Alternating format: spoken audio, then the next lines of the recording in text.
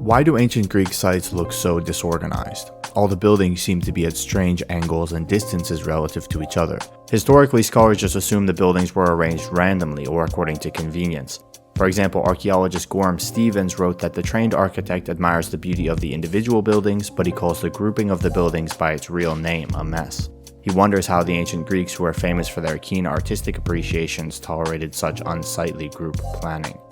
Before I show how the group planning, the way the buildings at these sites are arranged, is actually an extremely precise system, we have to ask, what would Gorham Stevens, or most modern people for that matter, consider good group planning?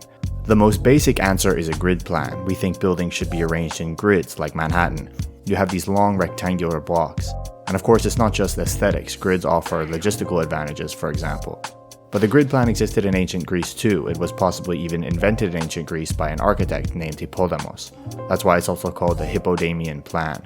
In ancient times, the best model of it was the Athenian port city of Piraeus. And today, modern Piraeus is still laid out in a grid, like Manhattan, with these big long blocks. Aristotle actually writes about the hippodamian plan. He says the arrangement of private dwellings is thought to be more agreeable and convenient for general purposes if they are laid out in straight streets after the modern fashion, that is, the one introduced by Hippodamos. Straight streets is a translation of the Greek evtomos diathesis, which literally means well-cut arrangement of houses.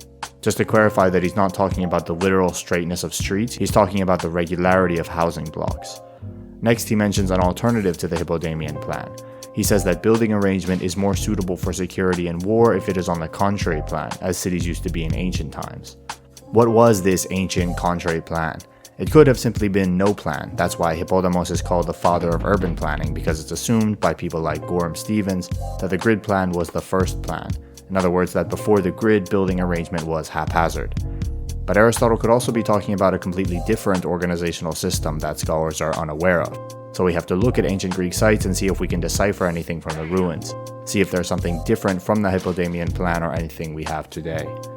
Let's use the Acropolis in Athens as an example. The ruins don't all come from the same time period, there were different building stages, so we have to look at each one separately. For this first stage, we don't know many of the buildings, just these three.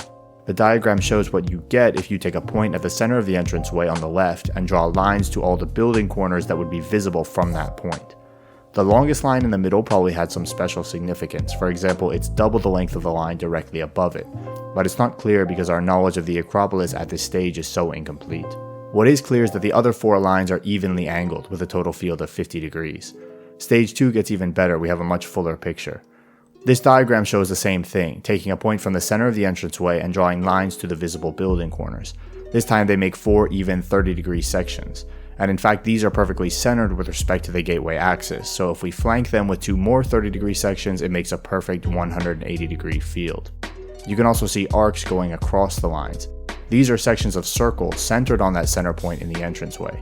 4 of these circles intersect the longest line at exactly even intervals of 30.8 meters. The other one intersects at the height of an equilateral triangle. So now the third stage. These buildings are most of what we see left on the Acropolis today as ruins. There are 4 different 30-degree sections, which are subdivided by other lines into approximately 18 and 12-degree sections.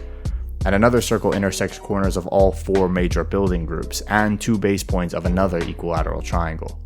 So clearly this is a very deliberate, organized spatial system, and it wasn't just on the Acropolis. You see the exact same patterns replicated at other ancient Greek sites. All this was discovered around 1970 by a Greek city planner named Konstantinos Doxiadis. He's well known for being lead planner of the city of Islamabad, but I've never heard any archaeologist even mention the spatial system he discovered, even though it's probably the most important feature of ancient sites like the Acropolis.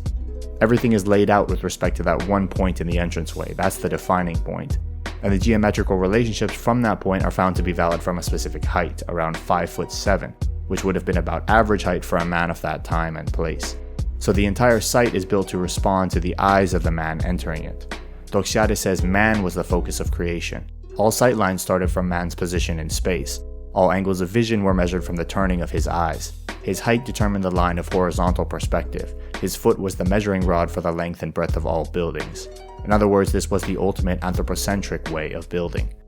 And remember that line with the intersection intervals of 30.8 meters?